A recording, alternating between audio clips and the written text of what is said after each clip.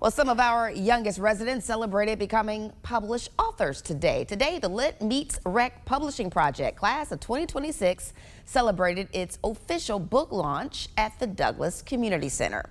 Mayor Paul Young joined families and community leaders to recognize 17 young writers ages 5 to 16 as they became published authors and were inducted into the Memphis Parks Young Authors Guild. The initiative is backed by key partners, including International Paper, whose support is helping expand youth literacy programming through Memphis Parks community centers across the city. Yeah, I think it's important to empower our young people, to show them that anything is possible, and by having them serve as authors at this young age, maybe it'll inspire them to be authors later on as they grow older and show their creativity. Memphis has always been a hub for creativity, and we want to spark that creativity early, and this is one way of doing it.